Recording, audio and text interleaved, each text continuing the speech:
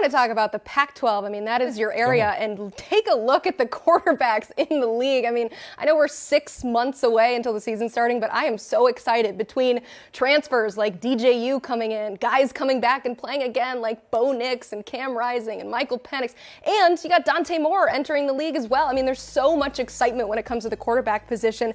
Just how deep is this group? Yeah, Emily, it's a great question. I said it last year in media days, and I'll triple down on it now. I thought last year going into the season, the top 6 quarterbacks in the Pac-12, name whatever 6 you want. And at the time, Michael Penix Jr. didn't win the job. Bo Nix hadn't won the job. So the other 6 top guys, Tanner McKee, Jaden DeLora, whomever, I thought those top 6 would be better than any other Power 5 league's top 6. And I got a lot of flack for it. And I'll say it again now, and I think most people would jump on that bandwagon with the names that you just referenced. I mean, it's absolutely loaded. And it's proven at the highest level. Reigning Heisman Trophy winner, Michael Penix Jr., Heisman votes, Bo Nix in the Heisman conversation. Just those 3, kind of a hard stop. And you say, yep, the Pac-12 would leap any other Power 5 league. Then you add in experienced players like Jaden DeLora, absolutely thrives. Cameron Ward, his 2nd year in Power 5 football. I expect him to play at a high level. You look at what's going on at Cal. They get a transfer from TCU and Sam Jackson. Can't wait to go watch him play. Stanford, who knows what will happen? We know Troy Taylor's offenses have always thrived. Colorado, Shedeur Sanders. I mean, you can go up and down the list. You referenced DJU, and he's going to have to battle a quarterback in Ben Gilbranson that went 7-1. So I'm really excited, especially this part of the country. I've been out here now almost 20 years in the Pac-10 or the Pac-12, and it's always been known, as you all know, as the cradle of quarterbacks. And now it's really back. And no one can even argue that. So it's not like usually I have to get on here and, get on my stump speech and go super hard for the Pac. Mm-hmm. I get to kick back a little bit because a lot of other people are loving up this league. And I think it's just appropriate. We know we've been down at times, but the cyclical nature of college football is what it is. We've seen it come up now, and I think the portal has aided the Pac-12. And I think when you look at the offenses and the offensive minds in this league, it's not slowing down anywhere. I mean, we didn't even mention ASU. Can't wait to see Drew Pine. What happens with him? Jacob Conover, he was an Elite 11 quarterback. So there are storylines for days in this league, which makes me, and I'm sure Adam Stanko and Ryan McGrady, really happy in your offices. They are very happy. Hey, Yogi, I'm pretty excited that you're on to talk a little bit of Pac-12 football. Obviously, I spent some time out there at Washington and at Oregon as well, but I want to talk about Oregon State a little bit. We touched on DJU, and I love my guy, Jonathan Smith. I think Oregon State won 10 games for the first time in 16 years. And if you know anything about Oregon State, that's a difficult place to recruit to. And I think he's done an unbelievable job. He's dipped into the transfer portal.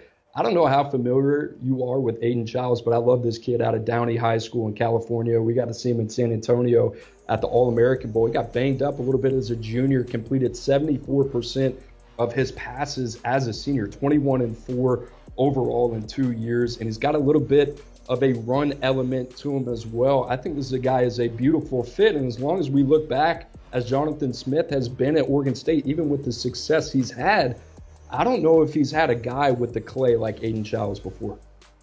Yeah, I'm with you, man. We see it the same. He's a true dual threat type of player for Jonathan Smith. I'm a huge fan of how he's built it and rebuilt this thing. When you talk about this quarterback specifically, he's young, man. He just turned 17 years old. I talked to Jonathan about him prior to signing day, and he's a winner. He's got a lot of unique tools to him. He's not going to have to play immediately, and I think he's got a chance to be the future of this offense. And what I love about Jonathan Smith is he was kind of at the game before everybody else in terms of the transfer portal.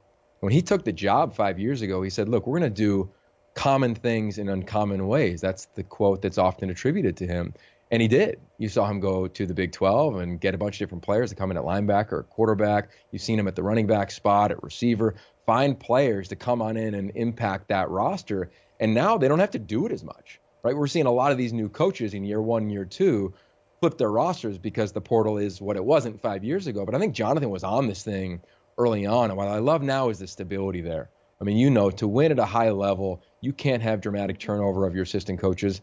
They have not had that. People have come after his coordinators year after year. His offensive line coach, Jim Mahalchik, year after year. And they want to stay. And they've come after Jonathan year after year, and he wants to stay there. And now with the refurbished Reser Stadium, I don't know if you've seen that, but it's going to be off the hook. It's going to be as fun of a place in the country to compete and play ball at. I think it's going to be a real home field advantage for Jonathan Smith. And I think they have a real opportunity. We look at their schedule this year to find their way to Las Vegas. Like, I don't think that's crazy talk. Amid all the quarterbacks and all the returners, when you look at how it is laid out and who they play at home and when they play them in their non-con and the players returning and possibly a new quarterback in DJ Uiagalelei, it's going to be a fun team to watch, and they will be a tough out for whoever they have to play. So, yeah, I'm all in on Jonathan Smith. Yogi, there's been a lot of excitement with Deion Sanders leaving Jackson State and coming to the University of Colorado. He's got some great recruits in the boat already. How good can Colorado be? And when is the last time you've seen people out west excited about the University of Colorado? Yeah, well, hey, man, I've loved following your camera feed as you've been all over this story, man.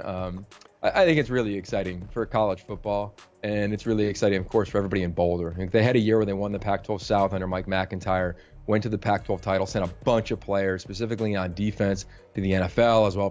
Remember, of course, Phillip Lindsay, the running back, who ended up playing well for the Broncos. I think he was undrafted and ended up being one of the top players as a rookie in the NFL. So they've had their moments, and it's always been exciting there. I mean, you go to a game there, even when they have one win, and it's sellout city. I mean, student section's off the charts, stadium, location, the mountains. I mean, it's just everything they have. And now they have Coach Prime in this landscape of college football is clearly going to thrive. I mean, look at what he's done, to your point. Top transfer portal recruiting class, according to you guys, in the Pac-12, one of the best in America. You look at what he's done with his son, Travis Hunter, Cormani McClain now. I mean, at corner, this defense is going to be phenomenal. And I think for me, once I get through all the top line stuff, I net out at his staff. And I look at his offensive coordinator and say, oh, I know what they did at Kent State. This is really impressive.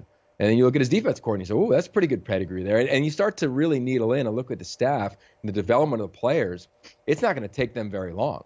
The biggest challenge for them is what Emily said earlier in terms of the pack is loaded. And it will not be easy for them. And, of course, starting with TCU and then Nebraska at home and the rival at Colorado State. And then they go to Oregon and then have SC at home.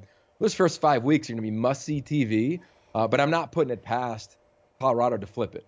Can they flip it like SC did from 4-8 to on the verge of the CFP? I don't know. I want to see spring ball and see what this roster looks like, because them and Arizona State, they're going to have close to 50 new faces on the team.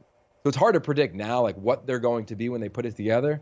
But, man, I can't wait. I'm going to fly up and watch them in spring practice and then, of course, see what happens in the next portal period. But, yeah, Deion Sanders, Coach Prime, it is huge for the Pac-12. It's insanely huge for Colorado.